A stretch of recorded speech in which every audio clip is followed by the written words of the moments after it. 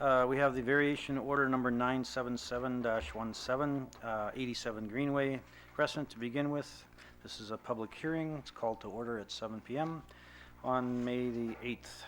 We have an agenda before us. Are there any changes to the agenda, Mr. City Manager? Okay, so we have supporting material variation order number 977-17 lot 22, block 82, plan 755, PLTO, and division 87 Greenway Crescent. We have a poster, we have the memo from the chief building inspector, we have the data sheet, and we have the lot survey. I will go to Matt for background.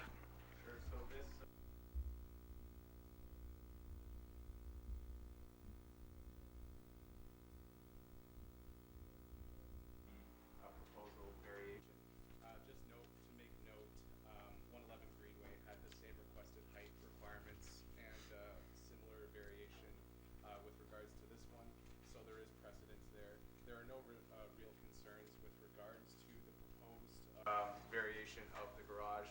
So really just to read out to you guys, the variation, if approved, will be to increase the allowable height of the detached accessory building from 16 feet to 25 feet with two basic conditions. The rest of the detached accessory building garage meets the requirements of the current zoning bylaw, which does, and that no sleeping or dwelling is permitted in the upstairs loft. And of course, the notice was circulated and distributed in keeping with the provisions of the Planning Act. So as a variation proceeds, we now call for representation either for or in objection to the application. So I'll go to the audience. If there's anyone to speak in favor of the variation or opposed, please come forward, state your name, and state your objection or your favor. Second time, anyone wanting to speak in regards to the variation before us? Third and final, seeing that we have none, we'll look for an adjournment. Motion to adjourn. Councillor Beyer, Deputy Mayor Valentino, all in favor? Carried. We stand adjourned.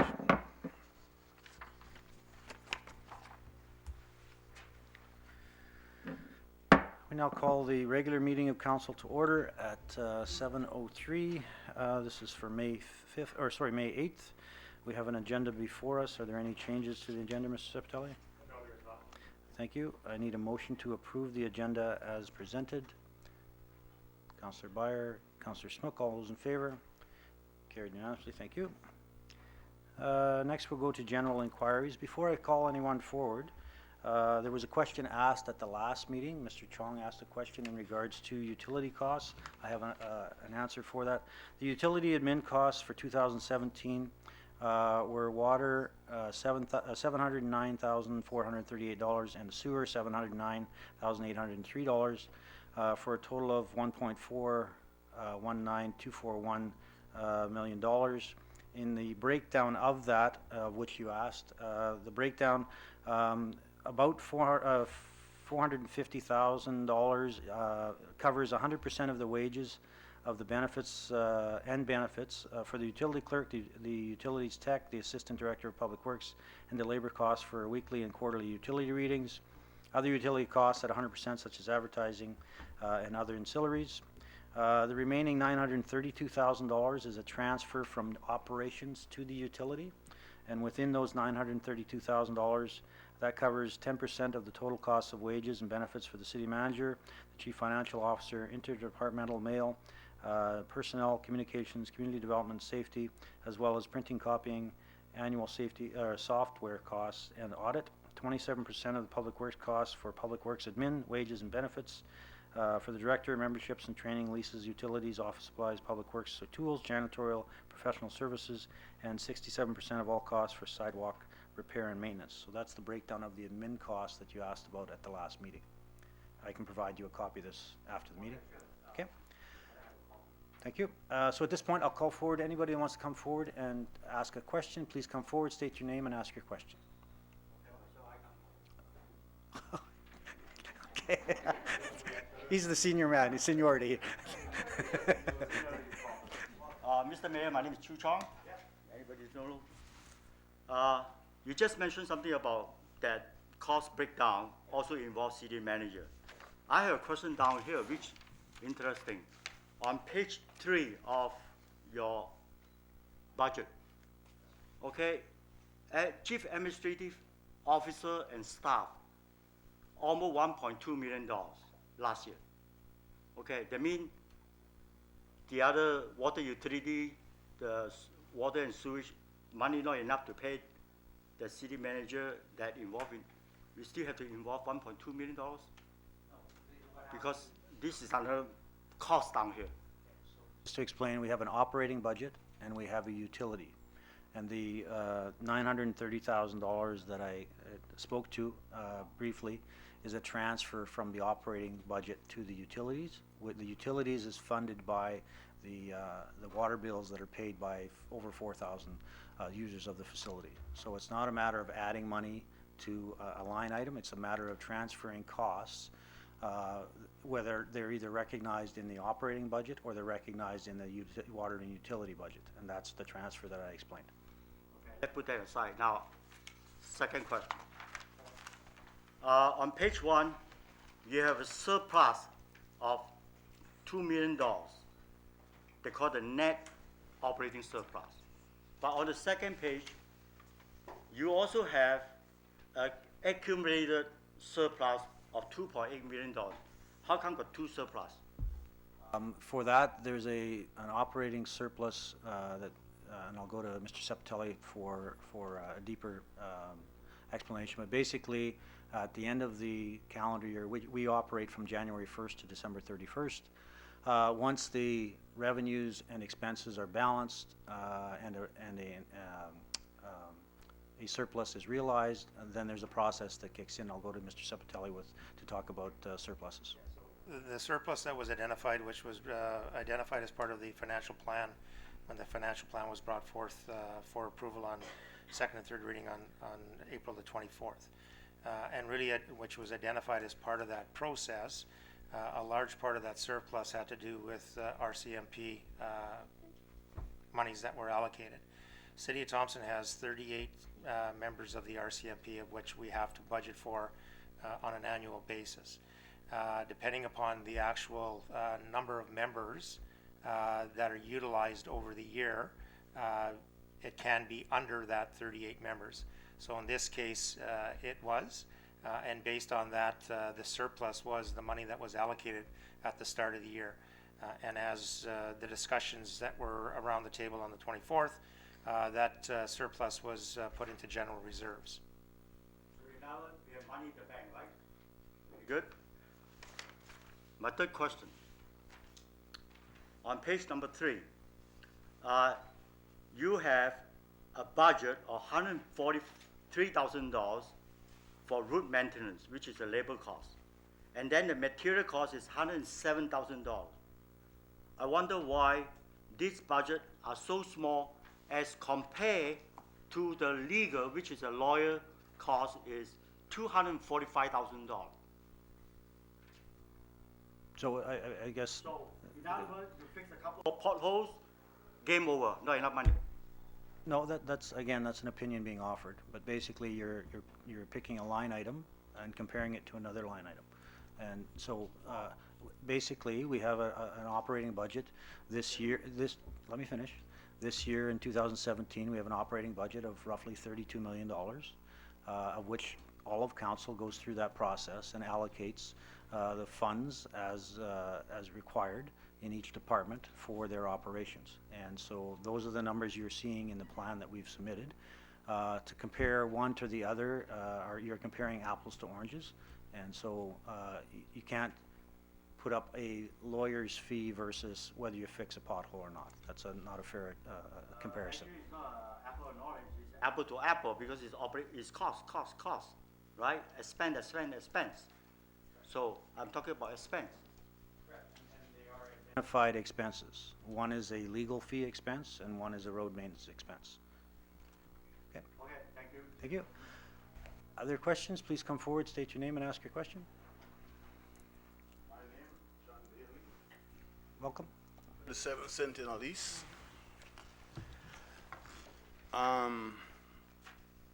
Mr. Mayor, regarding the upcoming meeting with Valley coming up, I would like to know if the city of Thompson have equal representation? And if so, who are they? I believe this was said at the last meeting. I'm just correct myself if I'm not, but there was a resolution that was brought forward. I wasn't part of that discussion, so I will look to Deputy Mayor Valentino, who chaired the meeting. But that resolution was brought forward and discussed at the last meeting, where I believe the team was identified. So I'll go to Deputy Mayor Valentino to explain. Yeah, so this was identified, and I'm sure you're aware of the names, but I'll remind you, the names of this committee are myself, Deputy Mayor Valentino, and I'm the chair of the Finance Committee, Councillor Smook, and Councillor Byer. And our administration person is our city manager, Gary Sepitelli. And we have the exact same representation in numbers as the school district. Okay? I think the last time I counted. And Jenny Krentz also, our CAO.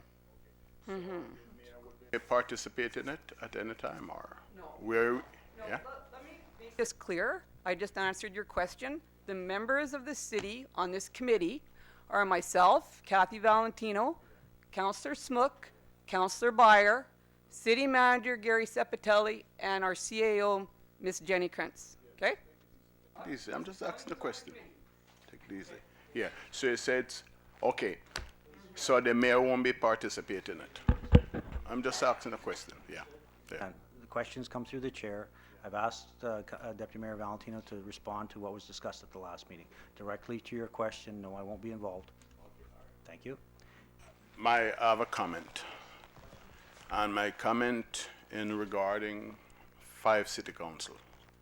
I read it in the paper where, Here, or is there a comment? Question period. Thank you. Okay. Thank you. Anybody else? Please come forward, state your name. Melanie, I think you're, or, go ahead. Gotta rush to the table, guys. Please. 46-year resident of Thompson, and I have a question. When you do a secret ballot, is it not right to have a scrutineer there for the count? Two people from city council that count the vote. Should there not be someone that's neutral to go with that to count the vote? Process that we have when any vote that's a secret ballot is that the ballots are cast by council. They are gathered by our administration, Tammy and Gary. They exit the room. They are the scrutineers because they are administration. They're not part of the voting process. So they are the scrutineers. They come back and bring the result back to either myself if I'm chairing or Deputy Mayor Kalata if she's chairing. And then the ballots are destroyed after that. So that's how the scrutineer process works. The scrutineers are the administration. One other question I would like to ask. I was at the trade fair on the weekend, and I noticed that there's a sign that says VRCC. I have a question as to why it would be called that. It belongs to the Thompson citizens. It should still be the Thompson Regional Community Center, in my opinion. And I would like to know how that came about. We knew nothing about it until we saw the sign there. So I think the people of Thompson should have a say in that. As far as the process is that this was discussed a number of meetings ago in regards to the transfer of the name from the TRCC, Thompson Regional Recreation Center, to the VRCC, the Valley Regional Recreation Center, and it was in recognition for the contribution, the capital contribution that Valley made to the facility. And so in recognition of that, there was an agreement made with Valley and the City of Thompson, and part of the recognition was naming rights of the facility. So that's how it came to be. It went through council and it was discussed with all the council members. Thank you. You've answered my questions. Please come forward, state your name, and ask your question. And hi, I just have a few questions about an issue that I appeared before, in a meeting before last year in the fall. It's in regard to the off-road strategy, and I just wanted to know what has transpired since then, because of course the problem is a continuing problem and I haven't seen any improvement to it. So, is the analysis and action plan completed? That's one of my questions. The second one, have you amended the off-road bylaws? Have you provided any public education for off-road vehicles? Has a fence been constructed near the path on Smith Crescent? Has the existing trail behind the Birtwood School been groomed? Have you put up signage indicating the location of the designated trails? And have you updated your off-road vehicle maps? And I just have some suggestions, but I guess that's not allowed because it's questions only, so. I'll start. I'm going to go to Councillor Foley, who's the chair of Recreation Committee, in regards to the discussions that were prompted last year with your. Well, actually, it originated in August 2015 with Mr. Frigo making a presentation to council, and myself and Stacey Martin attended last year, and then there's been multiple complaints. One of our neighbors, Jen Spates, has also given multiple complaints also. Councillor Foley, if you want. To touch base, and I appreciate the message that you sent me in regards to the issue that you had this past weekend. One of the things that we're going to be doing is I will be personally undertaking a mapping with a few other people, off-road enthusiasts, to GPS some of the most commonly used trails, and we'll be working in regards to getting proper signage. During the mayor's meeting this morning, the conversation was had that we're going to be taking it back to the public safety. My suggestion was that I wanted to hold a public forum in regards to off-road vehicle usage within the city. It was done a couple of years ago, Westwood School, and I'll be very honest with you, at that point there was nothing done afterwards. As a member of the one of the off-road recreational groups within the city, I'll be very blunt.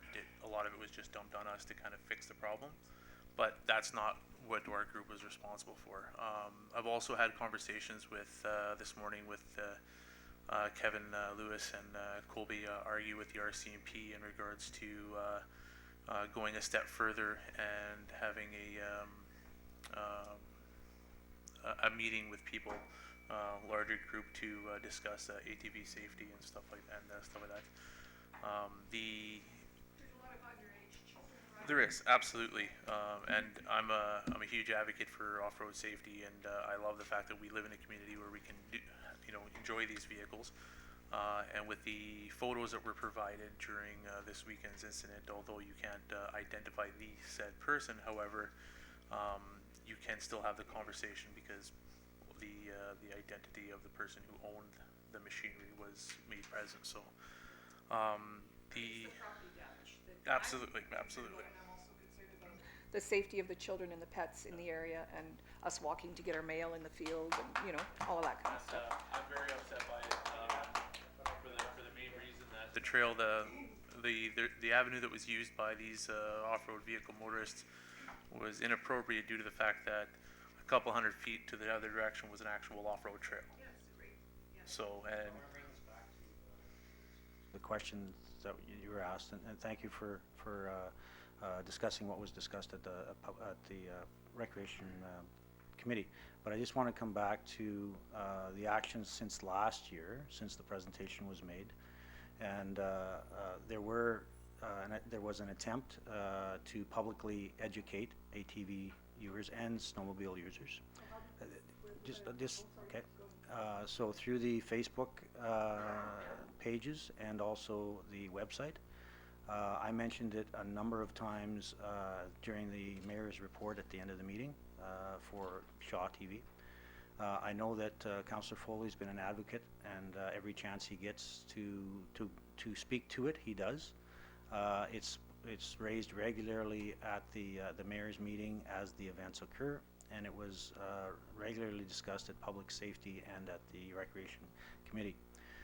In one instance, the property adjacent to yourself, across the street, there were fences and barricades installed to deal with some snowmobile issues. Unfortunately, again, this is not a new issue, and there seems to be a lack of learning or abeyance to the existing bylaws of where people can travel and where they can't.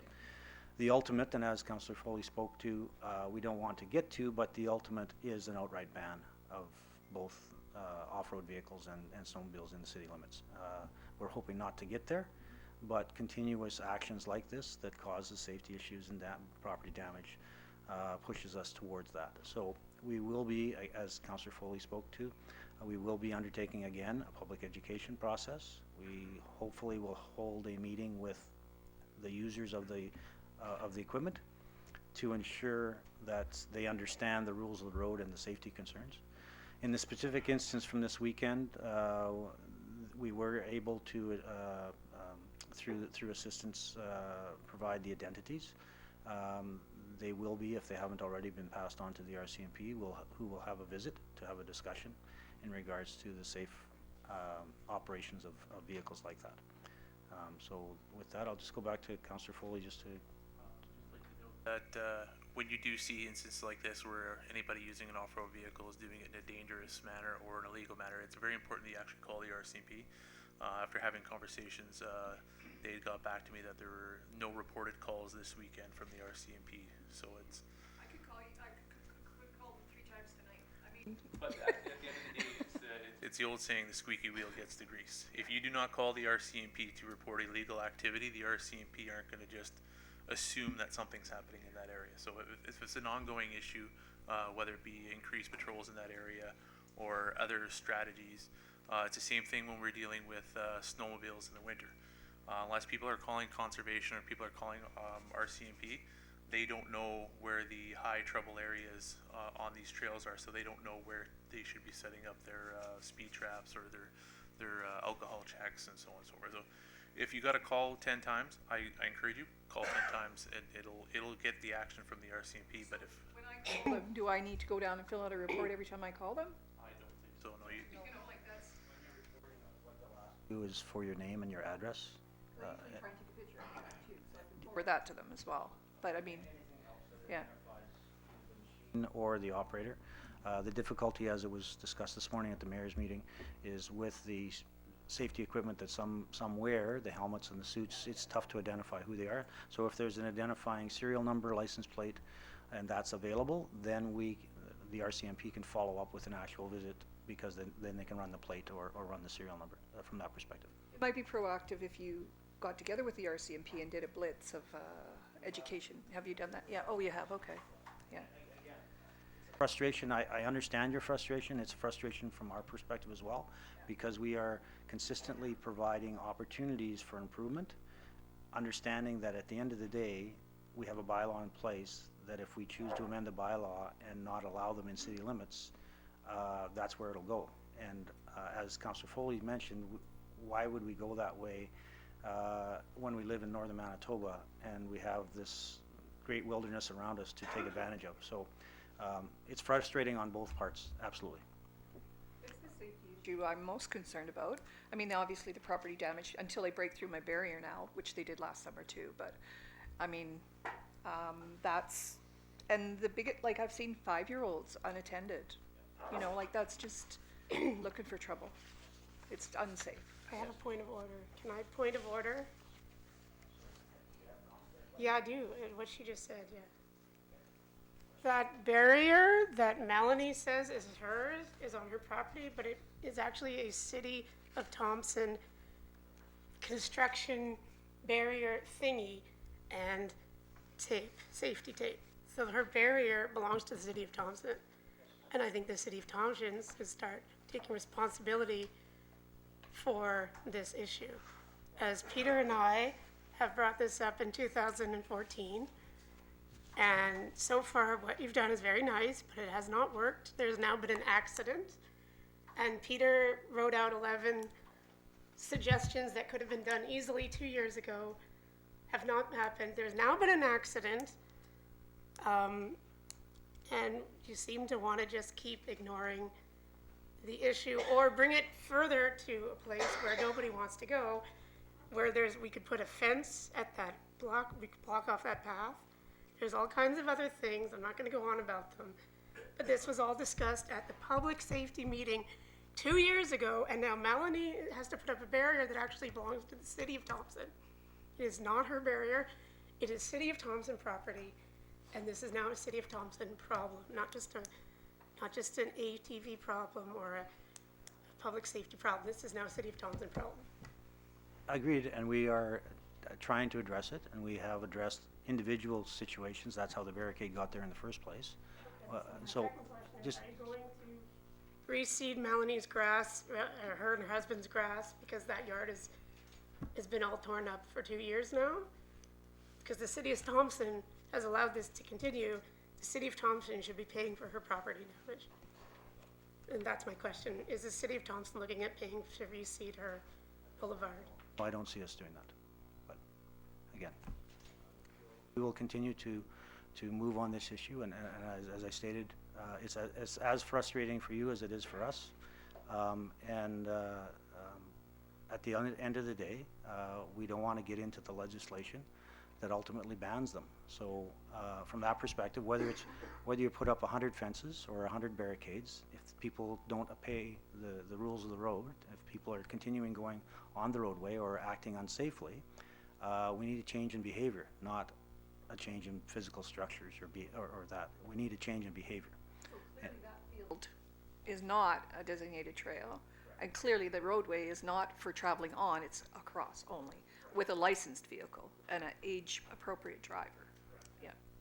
I'm going to have to disagree with Dennis on this one, because if you have a hydro power box, that is enclosed in a fence because it is a public safety issue, and everyone knows it's illegal to tamper with those boxes, but they are still enclosed by a physical barrier, so people cannot tamper with them. So this is the same situation with that pathway. There should be a gate there so people do not go there whether they know they should or not. There's adults who drive on there. It's not just kids. It's people now, since it's been 2 years, they expect that they're allowed to drive there, and for whatever reason. So I think we need to move forward with a physical barrier at this point. Any other questions? That's it. Anyone else? Questions? Please come forward. Second time? I'm sorry, I'm Shannon Johnston. I live at 12 Smith Yep. Crescent. I didn't say that before. That's what. Thank you. Anybody else? Second time? Third and final? Thank you. Just before we go to the adoption of minutes, I want to introduce Kyle from Thompson Citizen over there. He's the new employee for the Thompson Citizen reporter. Welcome to Thompson. And now we're moving into the adoption of minutes. We have a motion, Resolution 2017-116, moved by Councillor Wong, seconded by Councillor Smook. Be resolved that the minutes of the regular meeting of Council held in Council Chambers, City Hall, Thompson, Manitoba, on Monday, April 24, 2017, be adopted as circulated. Call for the question. All those in favor? Carried unanimously. Thank you. Now we have committee reports, and we have a Human Resources Committee report. I'll go to the Chair of Human Resources, which was Councillor Kalata. Thank you, Your Worship. This is for the period February 2017 to May 2017. The committee members are myself as Chair, Councillor Dennis Foley, and Mayor Dennis Fensky. Our administration is Gary Sepatelli and Deanne Condacor, HR Manager. In terms of recruitment and hiring, we're currently recruiting a building inspector, an economic development coordinator, an RCMP clerk, and community safety officer, and our seasonal and summer hirings are well underway. Policies, we're reviewing and revising various policies.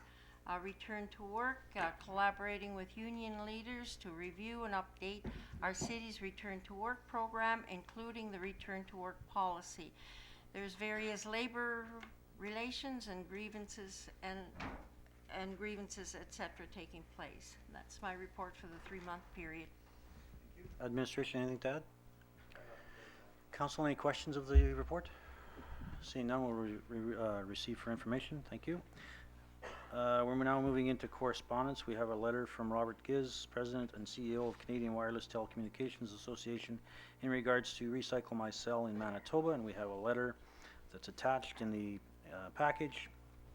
Dear Mayor Fensky, Recycle My Cell in Manitoba. Recycle My Cell RMC is Canada's national recycling program for mobile devices and the official stewardship program in Manitoba. Since 2013, RMC has been a free, convenient, and easy way to recycle old and unwanted devices within the province.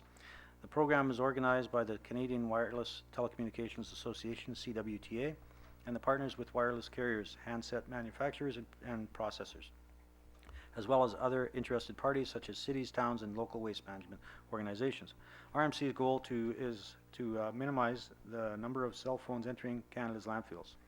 One of the keys to our success is ensuring that the program offers convenience to your residents as well as to you as a policymaker. There are two simple ways you can help contribute to the continued success and growth of RMC in Manitoba.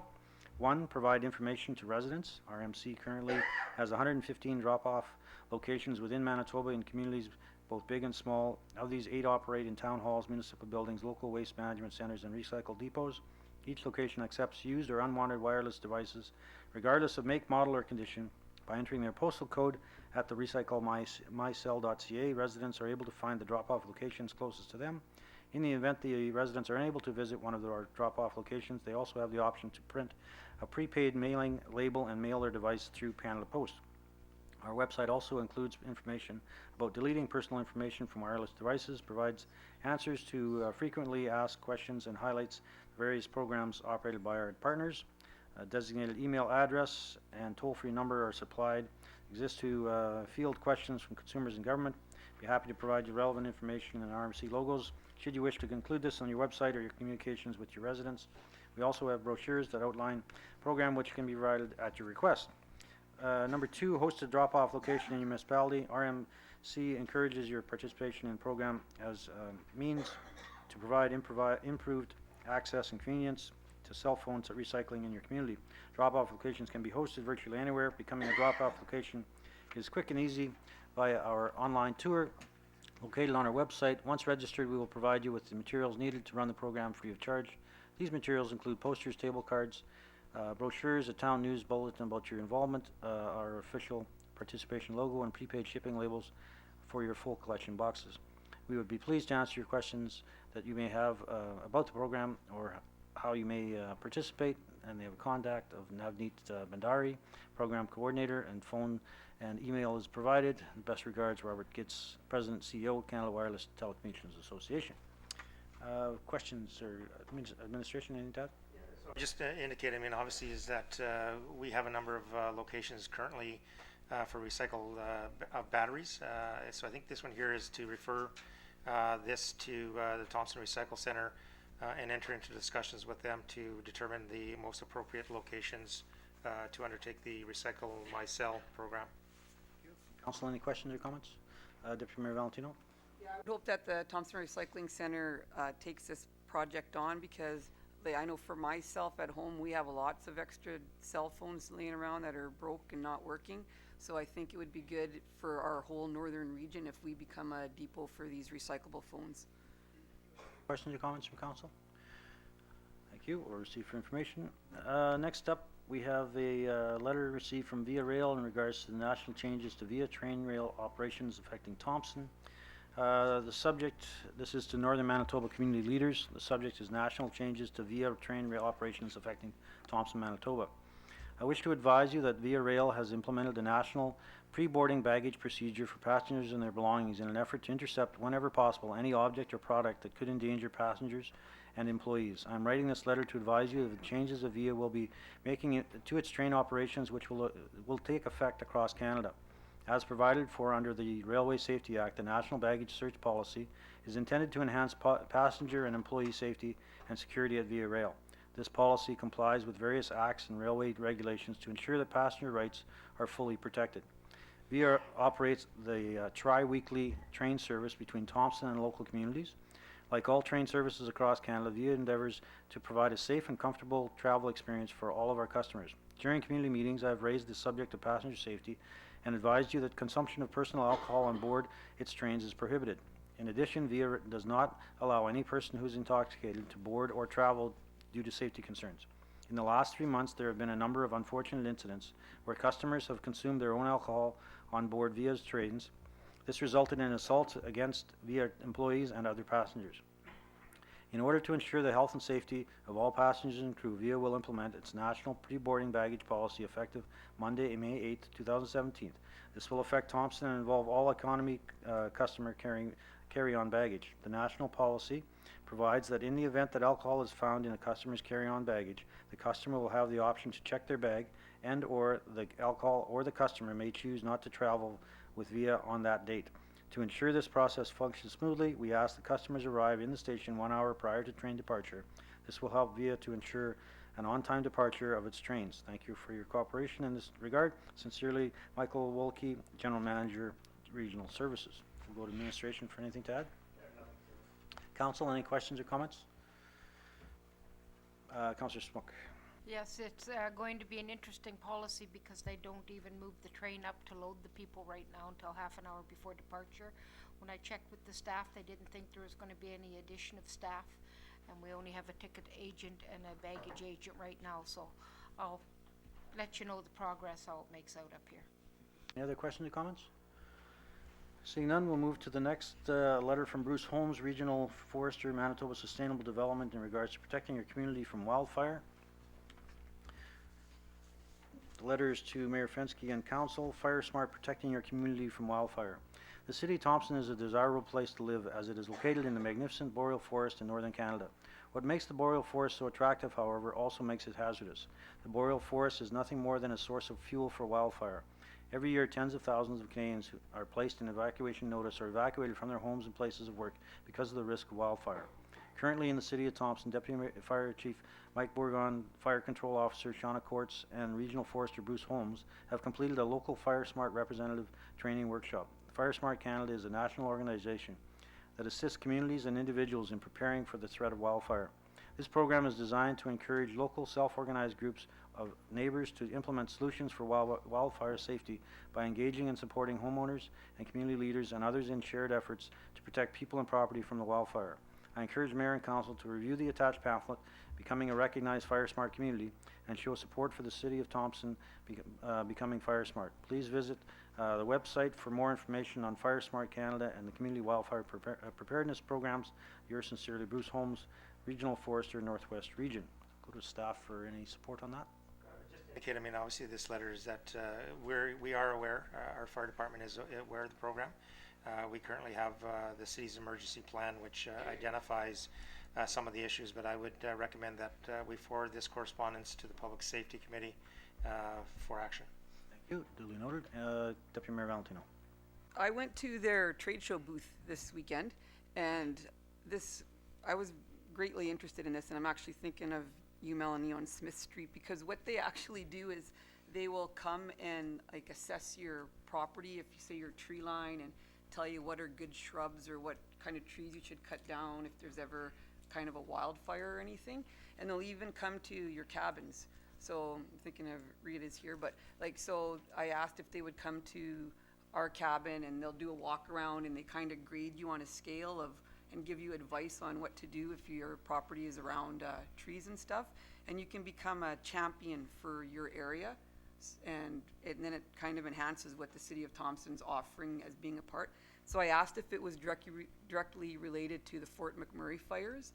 And they said that it's a program they've always had, but now they actually have funding, probably because of the Fort McMurray fires, to really get into community. So people, I encourage you to go to this firesmartcanada.ca website, because I think it would be a good program that we should try and utilize. Questions or comments? Seeing none, we'll move on to resolutions.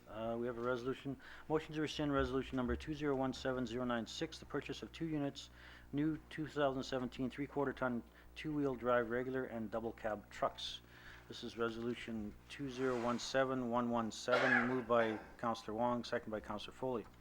Whereas April 10th, 2017, Council passed resolution number 2017096, approving the purchase of 2 bracket 2 units new 2017 3/4 ton two-wheel drive regular and double cab trucks to McKay Chevrolet Buick GMC Limited for their tender price of $83,037.49, all applicable taxes included, as per tender file number 11117.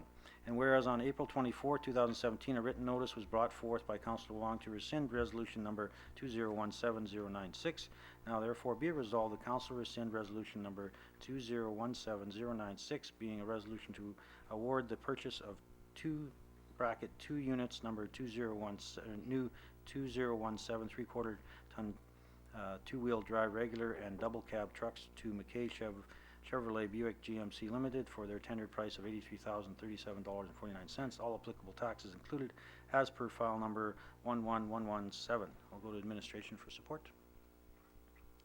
Anything to add? Tad. Councillor Wong? Before I begin my argument statement, can I do a fast survey, if you allow? A survey. Okay, that's fine. Basically, what I want to say is like, in Thompson we have a lot of snow, and usually, and to buy a two-wheel drive, especially, I'm going to do a comparison about the weight. A half-ton truck, you're talking about 5,000 plus pound. Okay, a 3/4 ton, you talk about 6,000 plus pound. 1,000 pound more for people to get out of stuck is pretty hard. And especially we do have a female employee working for the public work, so they do drive the half-ton or the 3/4 ton. Imagine if they get stuck. It will cost so much of time and effort to get it out. And we experienced a snowstorm last a couple of months ago. And also another reason, to buy a two-wheel drive, normally dealer will not purchase two-wheel drive, put in the lot for sale. You have to special order the two-wheel drive. Based on that special order, it already costs extra money to buy the two-wheel drive. The extra money that we have to pay, I believe we'll be able to offset the four-wheel drive.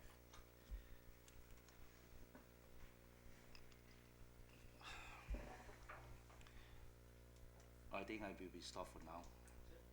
Council, any other questions or comments? Councilor Matichuk. Say, as I stated at the original resolution, that the value of that vehicle at the end of its life for the city of Thompson will increase, so that will offset somewhat. At this point, we can't get bids on the vehicles that we are done with. Nobody's interested. So if we had four-wheel drive, perhaps people could use them for such things as going out getting wood and recreational things.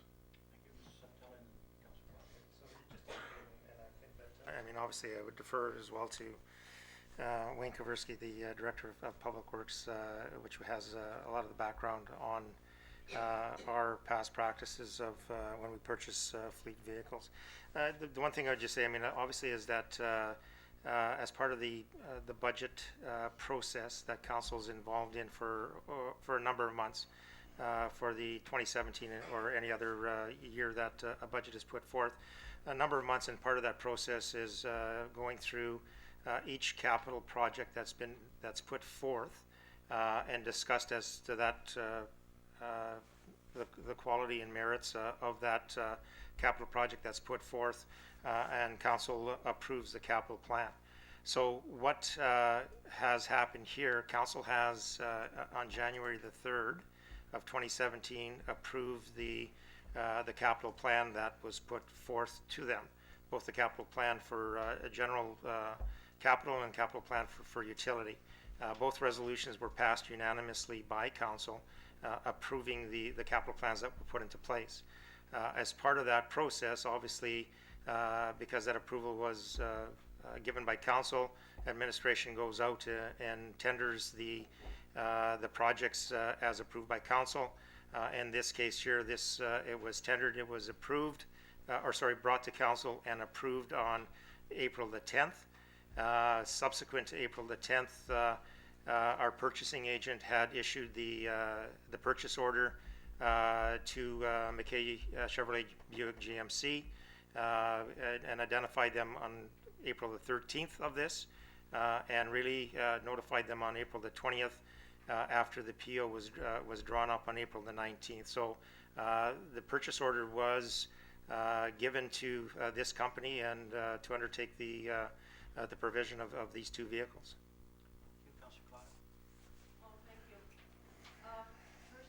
I'll say that I know nothing about trucks or the disadvantages or the advantages of four-wheel versus a two-wheel. However, I do know that both Councillor Wong and Councillor Matichuk, who are proponents of the four-wheel drive, are business owners in construction. They deal with trucks all the time. They have a lot of experience. Traditionally, my past practice has always been to take the advice of administration. However, I think in this case that possibly our councillors have more experience than our superintendent of public works, because he did come to the job as a purchasing agent, not as someone with construction experience. So I have to support Councillor Wong and Councillor Matichuk in this with this resolution. Excuse me. I'll ask the general public to refrain from any clapping, yelling, noise from that perspective. Please be respectful. Councillor Smoke, did you have your hand up? Yep. Prior to November, Councillor Matichuk was Chair of Public Works. In November and December, when this was discussed, I was Chair of Public Works. At no time did I hear anybody bring forward a mention that we should be going to four-wheel drives. We discussed with Mr. Kaversky what we thought we needed at Public Works, but there was no conversation based around this there. I really wish that there'd been conversation at that time if there was a need to change our policies. Deputy Mayor Valentino? Yeah, I'd just like to make a few comments myself also in regards to the budget deliberations, and I think we need to review how this works for budget deliberations so everyone understands that there's a process we follow, and we'll keep explaining the process because it's unfortunate that I think some of our councillors don't understand the process and they continue to use grandstanding to make it look like we're not following it. But I can tell you that this council has had many budget deliberations, and I don't know much about trucks either, but we have budget deliberations for a reason, and that's when you're supposed to bring stuff up.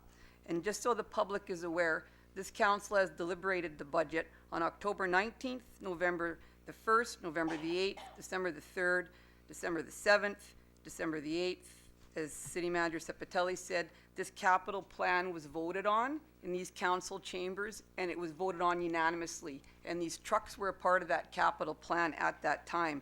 Everybody voted for it. And then on January 18th, we discussed budget again. And then on March the 5th again. And then on April 17th again. And then on April the 20th at 10 a.m., April the 20th at 2 p.m., and April the 20th in the evening. And then on April 10th, this council voted unanimously to approve the first reading of it.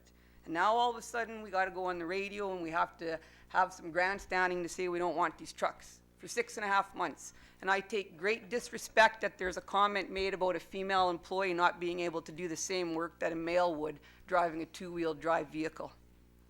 Thank you. Any other comments? Mr. Kaversky? I guess there's a few things. First of all, one part of my job is to do the specifications of the equipment, which I've done for 30 years prior to being 10 years in this job. Second thing is this $3,300 option to go to a 4x4. Past practice of all the councils was there a need for it? Are we off-roading? Are we dealing with scenes off the highway? At Public Works, our job's the streets. Third thing is that we end up with multiple drivers. If you had a dedicated driver to that equipment, you'd have an advantage to it. We don't have an advantage to this when it comes to our operation. We have multiple issues that come up when we do with equipment like this. Fourth thing, any equipment that we've had at 4x4, we get very little value when we sold them. We had two 4x4 Suburbans that we sold, and we got very little money for them. They were a mechanical nightmare for our maintenance staff. Our mechanical department is unanimous on not having 4x4s in the fleet unless they're dedicated to individual drivers because of the maintenance of them. Thank you. First.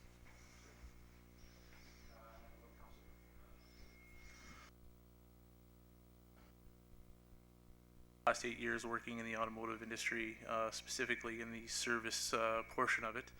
And you would actually be very surprised by the amount of two-wheel drive trucks that are operating within the city. In regards to the comments by Wayne Kaversky, when he's coming up with the plans to purchase these vehicles, he's having conversations with the technicians that are actually doing the work on these vehicles, the fleet that the City of Thompson operates, and going off of recommendations by certified red seal trained technicians who I would take their advice. And when we're looking at the budget deliberation, we're looking at costs, so we're looking at saving money where we can. So this being a $3,300 addition per vehicle, we're saving some significant money. And absolutely, we're not off-roading on these vehicles. A comment was made in regards to the last snow event that we had.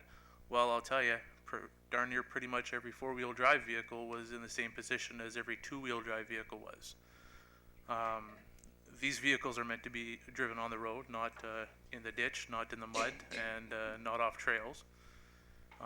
And as well as Kathy Valentino said, I find it very inappropriate that a member of council would make a comment in regards to female operator not being able to handle driving a vehicle the same as a male operator. There's zero difference.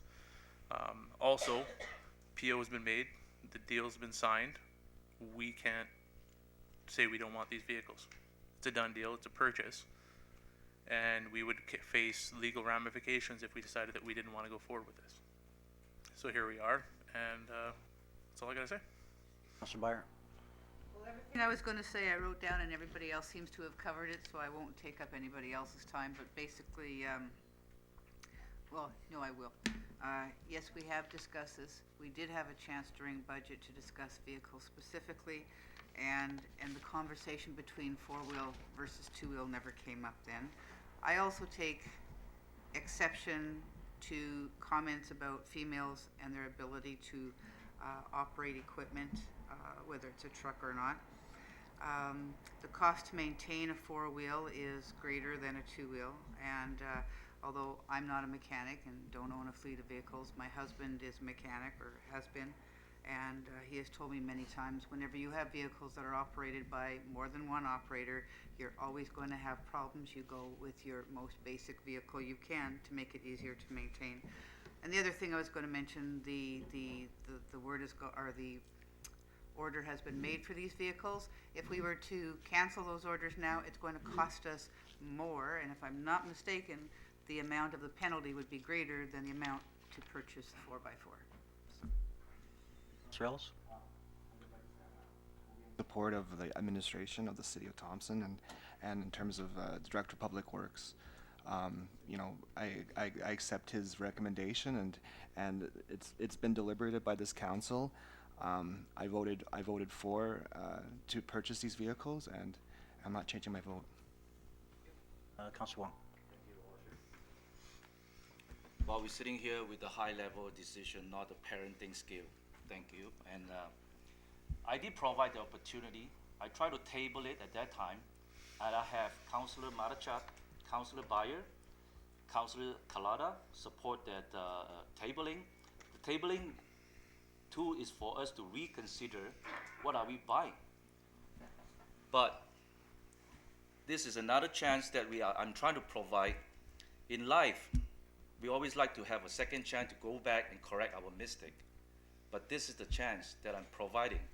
Opportunity for all the council that reconsider, instead of buying a two-wheel, we go and buy the four-wheel. I'm not saying not buying the truck. I think people misunderstand about this. I want to buy a four-wheel, at least they're able to drive around if there's a snowstorm or heavy snow. And I'm not talking about the differentiation between a female and a male. I'm just saying a male will have a hard time to push this 5,000 pound truck. Imagine the female will have harder time to push it out. That's all my comment is. Council will indulge, I'll just make a comment in regards to process, and it's been spoken to many times already, but I just want to reaffirm to the general public the process that everybody's well aware of. I'm looking at a budget binder that every councillor has. I'm looking at the pages that outline the presentation made by Mr. Kaversky to all of council justifying the purchase. Deputy Mayor Valentino spoke to the timelines in regards to the reviews and the opportunity to discuss. At no time was it discussed other than the recommendation. Unanimously, it was passed numerous times to move forward with capital purchases in the capital plan, which included these two trucks. Our process provides us to go to tender, which we did, which we legally have to do, and we legally accepted tenders. And we legally awarded those tenders. To go back now and reverse that decision, as one councillor's already said, would cost more than the change in trucks, which is really not the issue. We have a process in place. Council is full aware of the process. Council fully accepted and voted unanimously to move this forward. And at the 11th hour, Councillor Wong wants to rescind the resolution to a lawfully tendered process that this council went through and approved. So I won't be supporting the motion to rescind either. So with that, Councillor Wong to close. Record a vote, please. Call for the question. All those in favor of the motion to rescind, please signify. Opposed? It's defeated. Voting in favor, Councillor Foley, Councillor Wong, Councillor Kalata, Councillor Matichak. Voting against, Councillor Foley, Councillor Smook, Deputy Mayor Valentino, Councillor Byer, Councillor Ellis, and Mayor Fensky.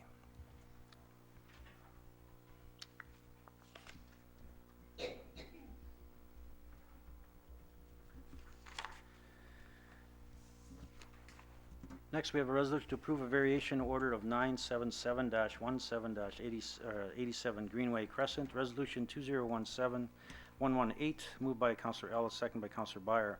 Be resolved, the Council approve variation order number 977-17 for Lot 22, Block 82, Plan 755, PLTO, N Division, 87 Greenway Crescent, to increase the allowable height of a detached accessory building / garage from 16 feet to 25 feet with the condition that one, the rest of the detached accessory building / garage meet the requirements of the current zoning bylaw, and two, no sleeping permitted in the upstairs loft. We'll go to administration for support. Anything to add? I have nothing further to add. Thank you. We'll go to the mover, Councillor Ellis.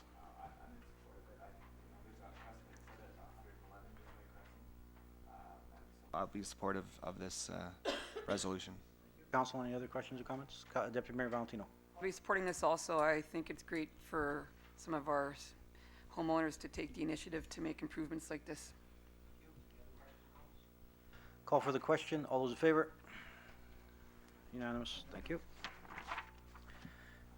Next, we have a resolution to approve the attendance at Travel Manitoba 2017 Tourism Town Hall. We have a memo from the Executive Assistant and a document from Travel Manitoba.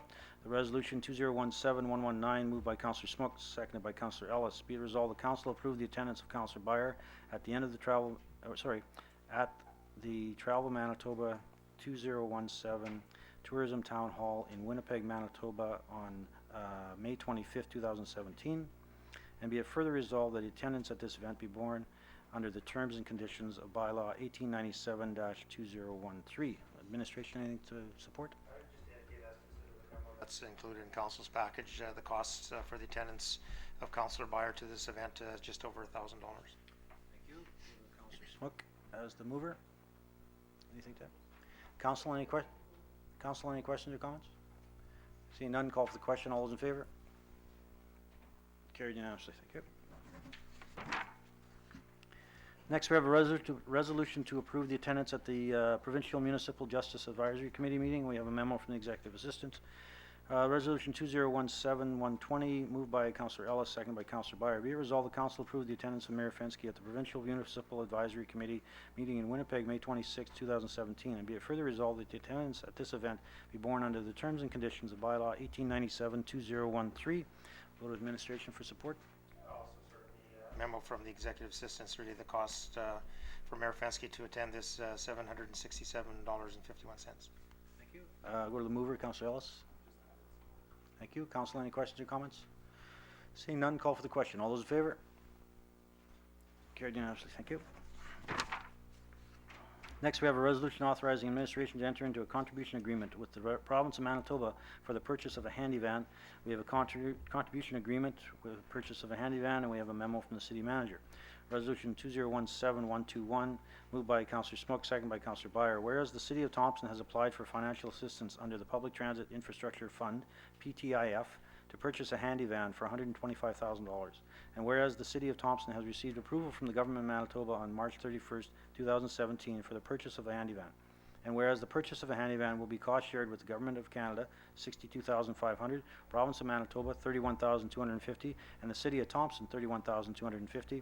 Now therefore be it resolved, the Council authorize administration to enter into the contribution agreement under the Public Transit Infrastructure Fund between the City of Thompson and the Government of Manitoba in order to access the funding for the purchase of the handy van. We'll go to administration for support. Yeah, so just further to the resolution, information that's provided in the memo basically identifies through the Public Transit Infrastructure Fund that was recently created. City of Thompson, because of we have a transit system, we're eligible for federal funding of $157,000 or just over $157,000, which is 50%. Matched by a 25%, 25% from the province and 25% from the City of Thompson. So this current resolution that identifies the handy van vehicle contribution agreement and the next resolution that identifies the transit bus purchase as well is really a housekeeping item which Manitoba requires the city to enter into in order to be in receipt of the funds. As identified by the resolution, the cost breakdown is just over $31,000 for the city, equal amount from Manitoba, and just over $62,000 from the province of, from Canada. Thank you. Go to the mover, Councillor Smook. Anything to add? Yes, this has been a long time coming. Now we're basically 2.5 years on council. We've been fighting for it.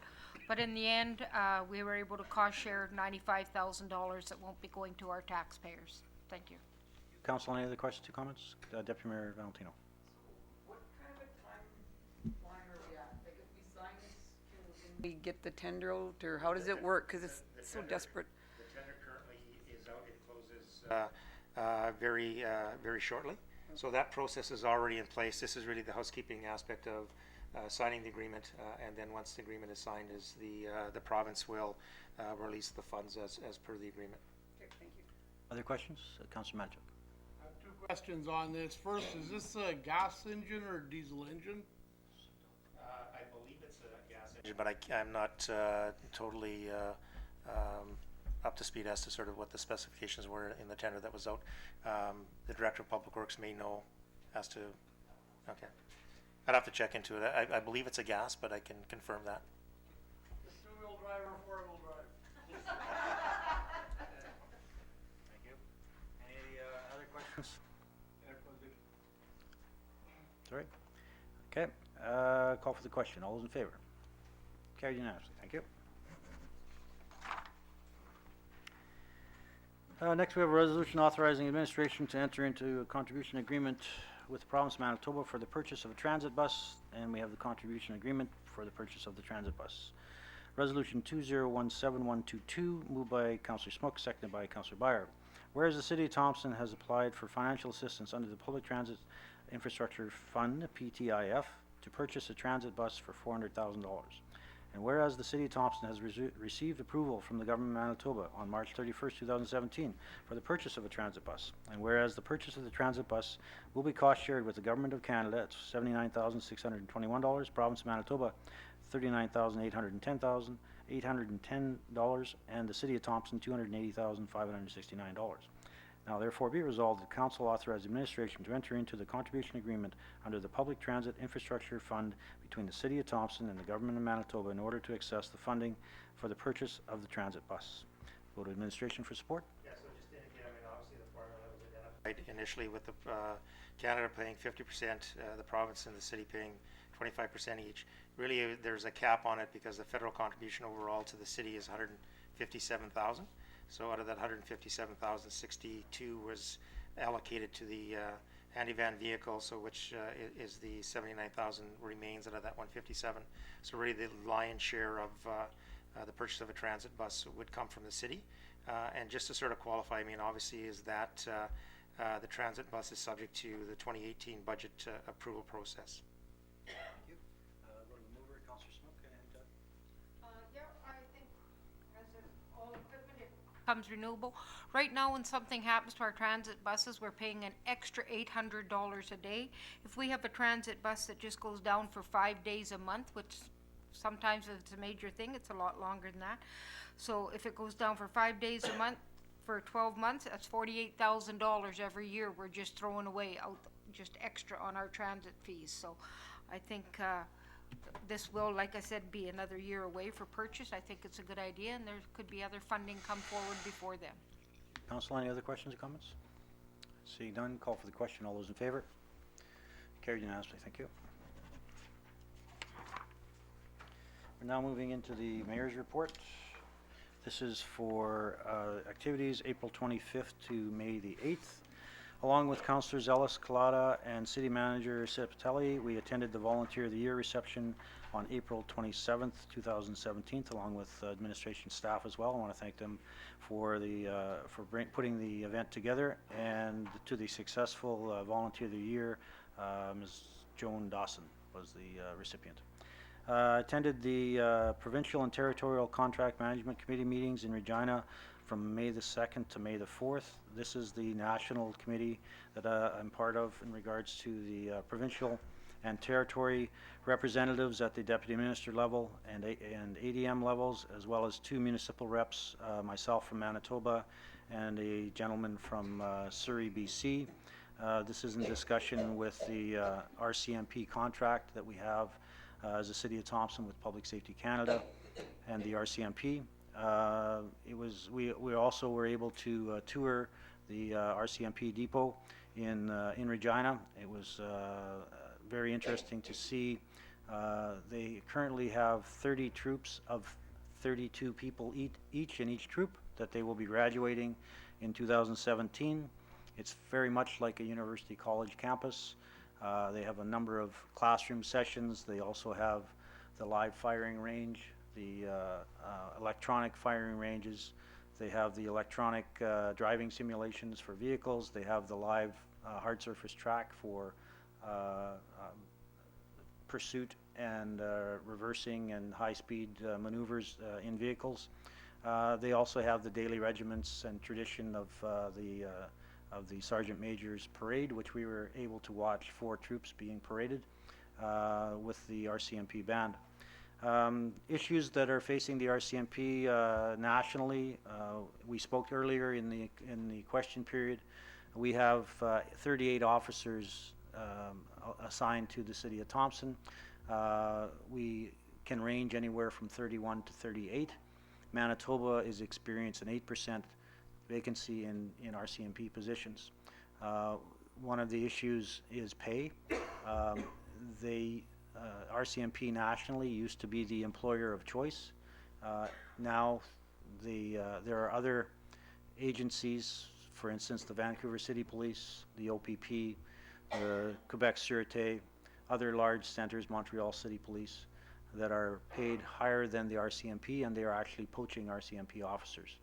And we see the same in our fire paramedics. We have young fire paramedics come up to Thompson, receive excellent training.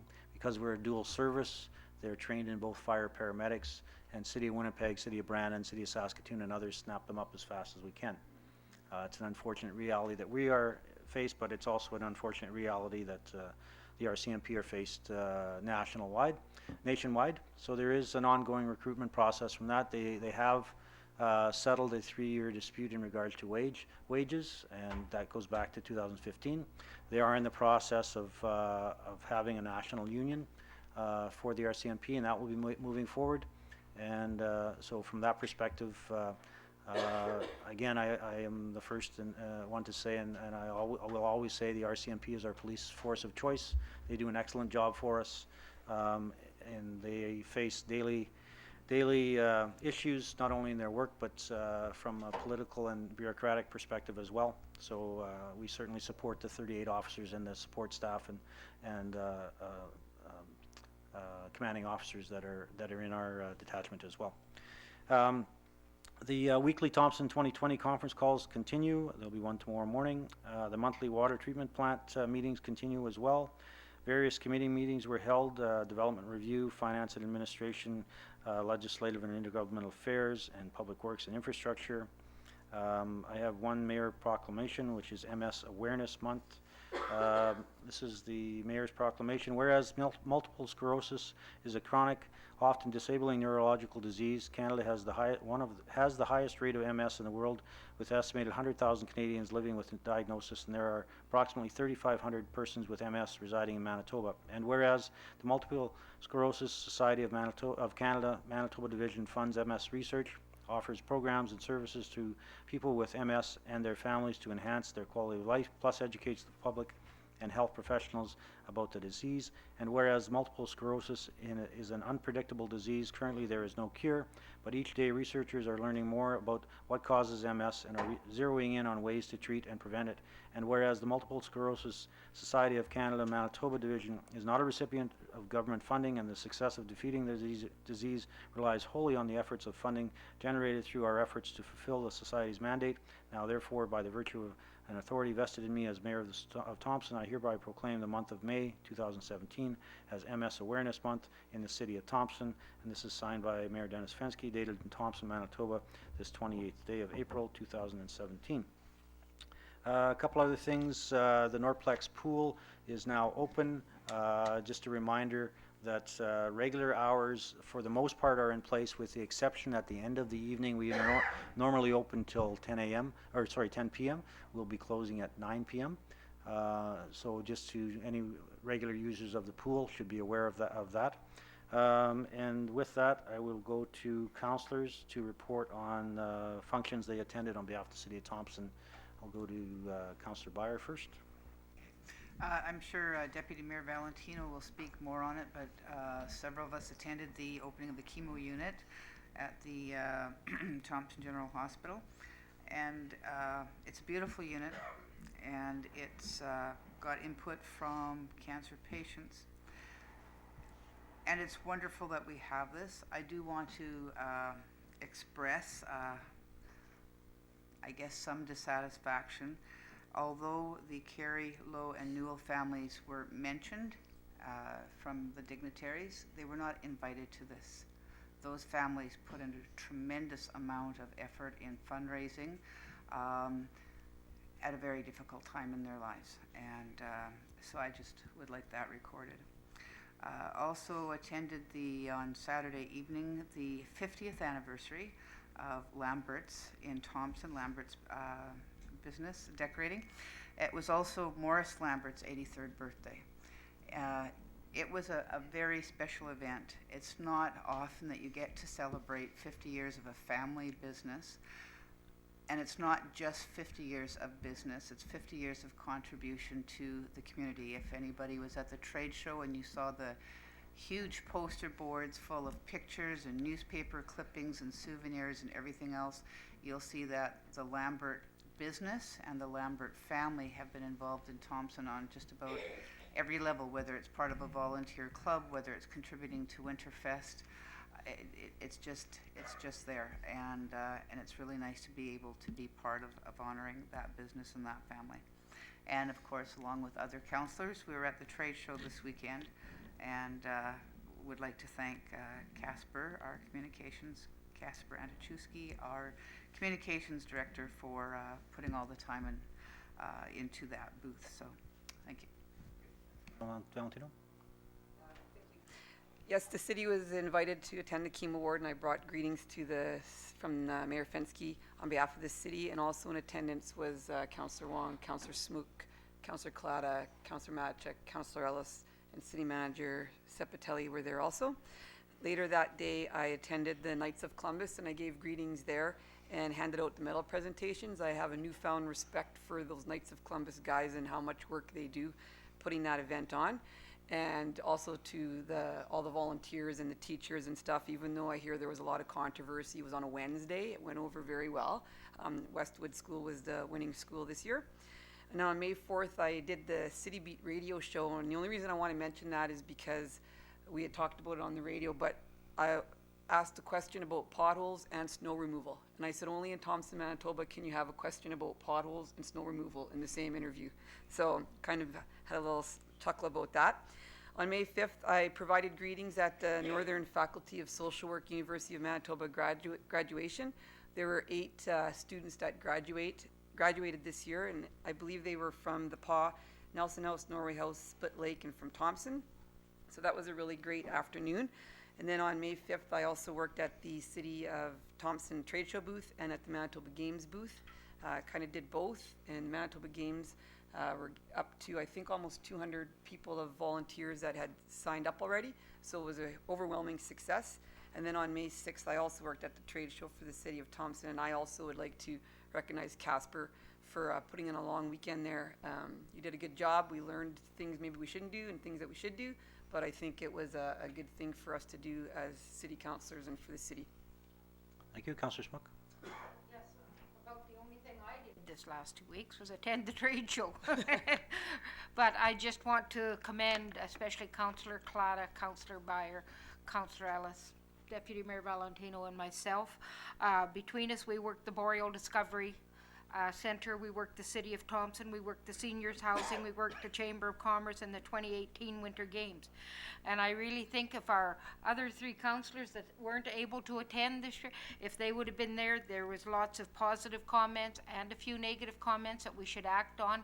So I really suggest that we all try to get involved when we have a chance to go out and do these community entities. Thank you.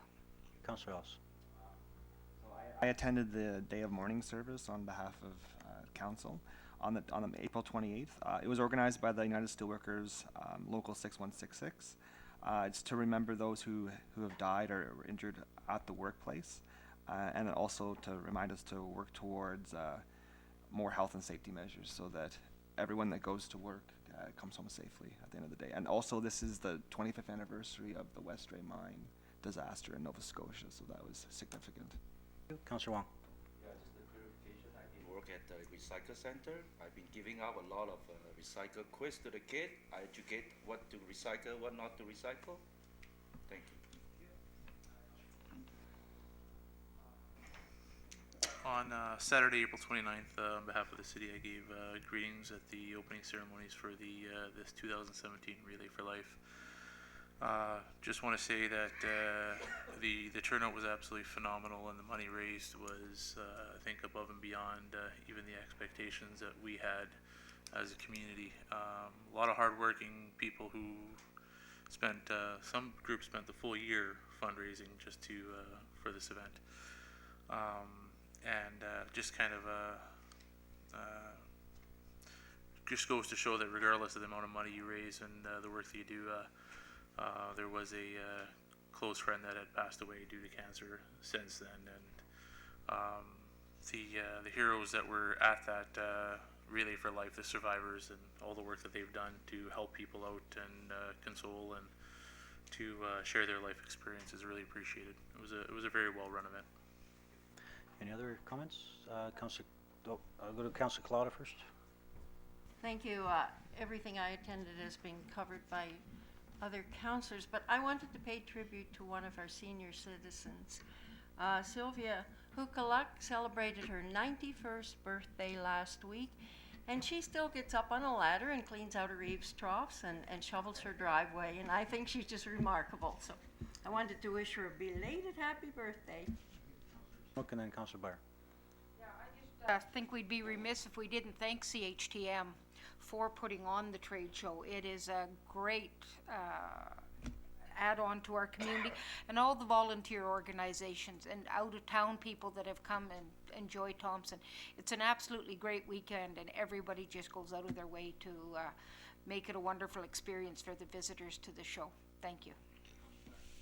Yes, I hope Councillor Clada doesn't mind what I'm about to say because I didn't ask her permission, but when Councillor Foley mentioned the heroes of the relay being the survivors, Councillor Clada is a two-time cancer survivor. She continues through her struggles and her battle with cancer, continue to contribute to the community and still does. And I would just like to thank you. Well, thank you. If there's no other comments, I would close with two safety issues. I want to, one, as Melanie brought up at the beginning of the meeting, I want to reinforce and re-stress the importance of safe operations. We live in a great community with great surroundings and opportunity to take advantage of the trails and the life outside. But when a few spoil it for everyone, it really reflects badly on the whole group that uses either snowmobiles or ATVs. So I want to again reinforce and really ask people to be responsible owners and operators of off-road vehicles, whether they be winter snowmobiles or ATVs or the newest contraptions, to act responsibly.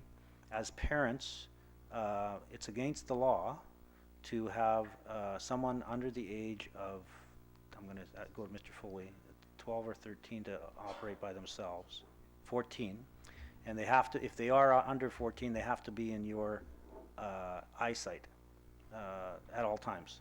So they can be in a field, but they can't be on a trail by themselves with a group of 9-year-olds. That's against the law. And so from that perspective, I really want to reinforce, and again, we're all property owners and we take pride in our property, and when people don't respect that, it reflects on the city, and rightfully so, but in the same sense, it reflects badly on the whole community. And because it is a huge opportunity to create this atmosphere for people to enjoy off-roading. It's a great pastime for many. It's not cheap. It's a big investment, but there are responsibilities that go with that. So I would really like to reinforce to all of those operators to act responsibly, act safely, travel where you're supposed to travel. Don't travel when you're not supposed to travel, and at all times be safe. And just to close off from a safety share perspective, Deputy Mayor Valentino mentioned it, and I'll speak to the obvious. We are still in pothole season. There are a lot of potholes. Wayne has 2 shifts running this week, continuing. We're trying to fill as fast as we can. We still have wet conditions as well. So 2 suggestions. One, avoid when you can see them. Please avoid them. Don't drive over water, standing water, if you don't know what's underneath it. And secondly, again today, coming to the mayor's meeting this morning, I saw a half-ton truck drive through water, splash water, all the way up under the sidewalk. Unfortunately, there was nobody on the sidewalk. But again, drive to the conditions of the road and please be courteous. And last but not least, the river is open. The ice is not safe. So please stay off of the river. I'm not sure the conditions at the lake, but I'm sure that's coming fairly quickly. But definitely the river, there should be no one on the river at this point in time with any ATVs or off-road vehicles, or even taking a chance walking on the river, because you just don't know where the air pockets are. So please stay off the river at all costs. We did have a successful rescue of someone in the water by our fire paramedics and the RCMP. But just a reminder that when that happens, it puts our people at risk as well. So just make sure you stay off the river. With that, I'll look for a motion to adjourn. Councillor Byer, Councillor Foley, all those in favor? Carried. We stand adjourned. Thank you.